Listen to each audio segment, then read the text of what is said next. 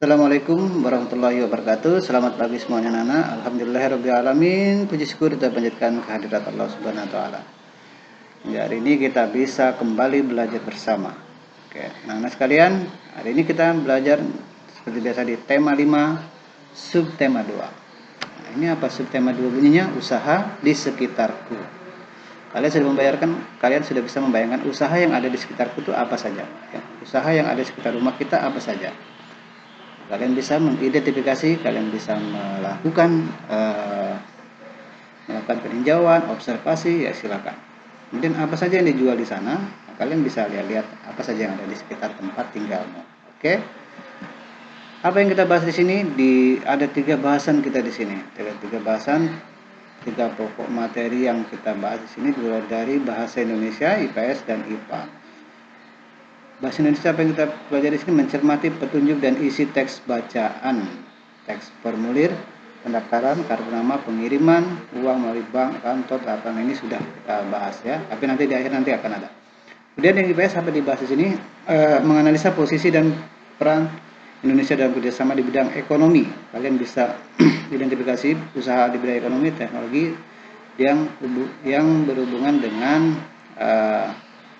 kegiatan di dalam sebuah negara, khususnya di lingkup ASEAN.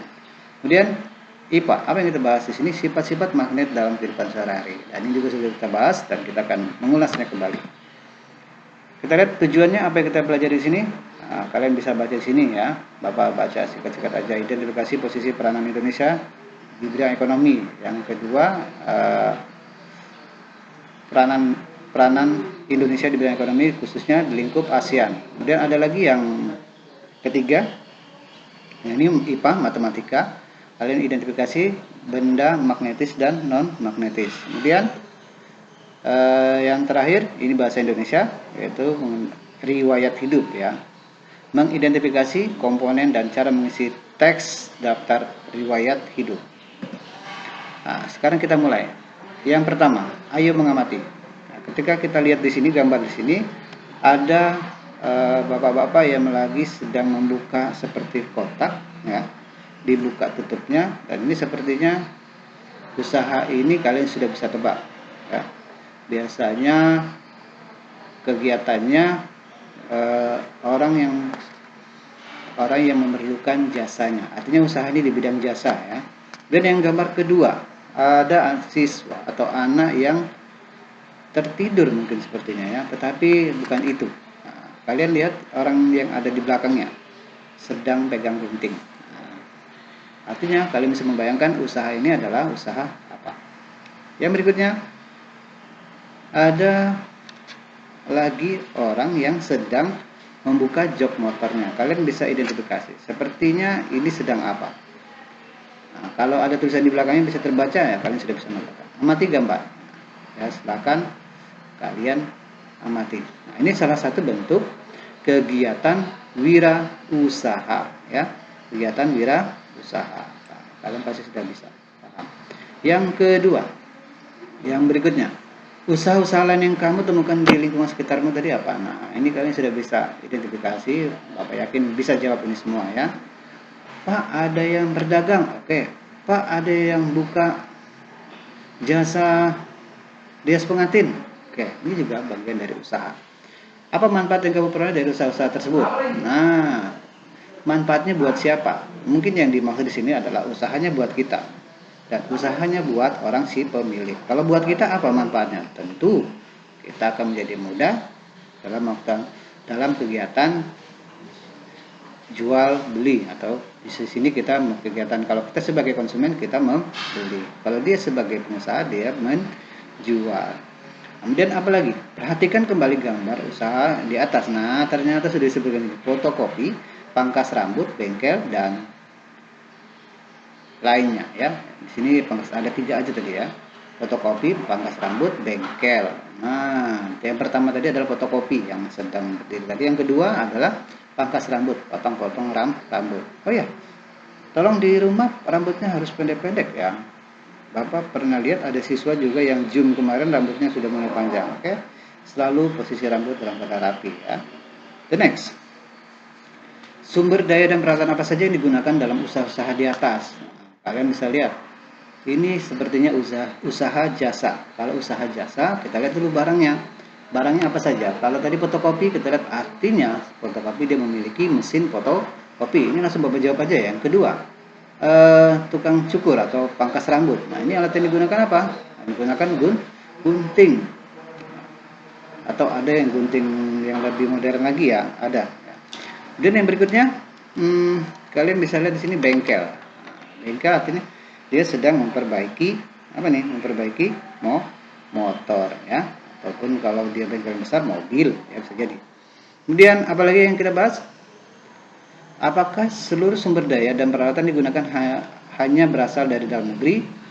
Nah, kalian bisa lihat fotokopi, kira-kira ini dari dalam negeri atau bukan? Gunting dan apalagi tadi bengkel. Peralatan bengkel tentu ada alat-alat untuk membuka, ya, mengunci. Ini alat-alat yang biasa dipakai untuk keperluan bengkel. Nah, kalian bisa identifikasi kira-kira ini barang apakah berasal dari Indonesia. Oke, nanti kita lihat, kalian bisa tebak atau kalian bisa cari tahu di mana saja ya. Apakah ada peralatan yang didatangkan dari negara lain? Nah, inilah tujuan pertanyaan tadi ya. Kira-kira barang yang datangkan dari negara lain itu apa saja ya. Yang berikutnya, nah negara-negara lain itu bisa saja datangnya dari anggota-anggota negara ASEAN. Nah, suatu negara tidak dapat berdiri sendiri, namun diperlukan kerjasama dengan negara lain. Salah satu contohnya adalah kerjasama di antara negara-negara ASEAN. Kerjasama, sebuah negara butuh juga kerjasama. Seperti kita, ya, kita manusia ini sebagai makhluk sosial membutuhkan manusia yang lain. Ini artinya makhluk sosial saling membutuhkan. Ya. Kemudian apalagi sama dengan sebuah negara, kita juga butuh sebuah negara lain. Kita juga butuh negara-negara lain dalam bentuk kerja sama. Nah, mari kita ambil contoh sederhana dari usaha yang terdapat pada gambar tadi, yaitu usaha pangkas rambut. Untuk menjaga usaha tersebut, sumber daya yang digunakan bisa berasal dari dalam negeri, misalnya sumber daya manusia, kemudian dari luar negeri, dan apalagi kursi dan meja. Ada juga mungkin yang berasal dari luar negeri, misalnya tadi tukang cukur, apa kira-kira mesin cukur dan peralatan lainnya. Bisa jadi itu berasal dari luar negeri. Nah, barang yang datang dari dalam negeri, kemudian ada barang yang didatangkan dari luar negeri. Apa sih yang dimaksud dengan barang yang datang dari dalam negeri atau yang dibuat oleh dalam negeri sendiri ketika mau dikirim keluar? Itu disebut dengan apa? Itu disebut dengan ekspor atau kita mengekspor barang. Nah, dan ada barang yang didatangkan dari luar negeri seperti tadi gunting, ya, peralatan lainnya. Nah, ini disebut dengan impor. Nah, kegiatannya mengimpor barang, ya. Apalagi kita bahas di sini. Nah, sekarang kita masuk ke AP-nya. Kegiatan membaca. Nah, ini muatan tadi ada IPS ya. Kerajinan batik, gerabah, kasongan adalah dua contoh wirausaha yang telah mengekspor produk ke luar negeri, khususnya negara-negara ASEAN. Nah, dari sini kalian bisa lihat ketika ada kegiatan mengekspor ke luar negeri, artinya di sini pelaku usaha sedang melakukan kegiatan pengiriman usaha. Tadi ada ekspor, ada impor. Nah, oke. The next, ada lagi kasongan, Bantul, ekspor gerabah miliaran rupiah per bulan. Wow. Ketika kalian punya keahlian membuat suatu produk, ya, ketika produknya banyak peminatnya, kalian bisa menjual di lingkungan sekitar dulu. Ketika peminatnya makin bertambah lagi, kalian bisa lebih luas lagi, wilayah jualnya, bisa misalnya untuk Tarakan, dan lebih luas lagi kalian bisa mendistribusikan ke wilayah sekitar Kalimantan Utara misalnya. Dan lebih terkenal lagi, semakin terkenal. Dan inilah kalian bisa mengekspor barang bisa sampai ke luar negeri. Kalian bisa mengirimkan barang sampai ke luar negeri. Inilah materi tadi, ekspor dan impor. Nah, kali ini mengirimkan barang ke luar negeri disebut dengan ekspor. Apakah kamu mengetahui komoditas lain yang diekspor dari Indonesia ke berbagai negara di lingkungan ASEAN? Ini kalian bisa lihat, apakah kalian mengetahui komoditas lain? Apa saja yang kita ekspor ke luar negeri? Ditarakan apakah ada barang yang diekspor ke luar negeri? Misalnya, ya, di Indonesia ini kita bicara Indonesia apa saja yang dikirim. Nah, tadi ada batik, kemudian ini tadi ada apa nih, ada gerabah ya yang biasa dikirim ke luar negeri, bahkan untungnya sampai miliaran rupiah, kasongan. Kemudian berikutnya apalagi kita bahas. Nah, kita masuk ke muatan IPA kalian. Muatan IPA ini magnetis ya, mengenai benda-benda magnetis dan non magnetis. Nah, kalian bisa kalau kalian, Bapak yakin kalian juga sudah sering bermain benda-benda ini ya. Kalian biasanya banyak dijual juga ya, biasa dijual, kalian bisa coba-coba. Ada di sini kita lihat ada pensil, ada peniti ya. Ini ada apa ini? Penghapus, paku, dan ini sepertinya klip. Kemudian ada sisir, gunting, batu, mistar, daun, gelang, dan ini apa nih? Cermin atau apa ya. Nah, kalian bisa lihat. Di sini ada benda magnetis dan non magnetis ya. Benda magnetis ini artinya benda yang dapat ditarik oleh magnet ya. Ini tadi. Benda magnetis adalah benda yang dapat ditarik oleh magnet. Kemudian ada seperti paku ya. Tadi apalagi yang kalian lihat. Nah, ini kalian Bapak kira kalian bisa isi sini ya, gampang aja ya. Tidak menjadi tugas, tapi kalian hanya jadikan ini sebagai pembelajaran di rumah saja ya. Kalian bisa identifikasi benda-benda yang ada tadi sebelumnya. Kemudian benda non magnetis, benda yang tidak dapat ditarik oleh magnet. Nah, seperti yang tadi ya, ada plastik dan ada benda-benda lainnya.